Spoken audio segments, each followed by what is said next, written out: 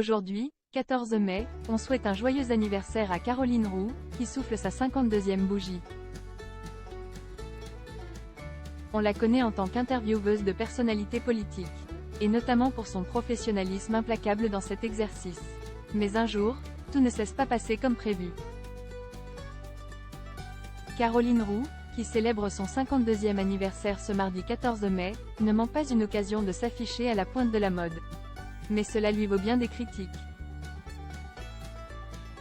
Ainsi que quelques mésaventures. À l'image de ce jour où elle devait interviewer l'actuel ministre de la Culture Rachida Dati, alors garde des Sceaux. Je cours, je suis en retard et je coince un talon dans la grille en laiton. Impossible de retirer ce dernier, je me suis présentée devant la ministre pieds nus, avec une chaussure à la main, s'était-elle souvenue pour Madame Figaro en mars dernier. Expliquant alors à nos confrères, juste avant de raconter cette anecdote, que ses pires ennemis en talons hauts sont les grilles de chauffage en sol. L'objectif de cet entretien étant de s'intéresser à sa passion pour les souliers surélevés. Une habitude qu'elle a prise dès son plus jeune âge.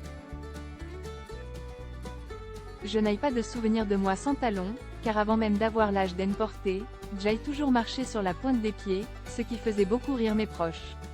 Un style assumé dès son entrée dans le journalisme. Caroline Roux en talons, c'est d'abord un choix. J'ai toujours été juchée sur des talons aiguilles, hauteur 10 cm. Depuis le tout début de ma carrière de journaliste politique, j'ai assumé de les mettre en scène, assise sur un tabouret haut. Je trouvais que cela produisait une belle silhouette graphique.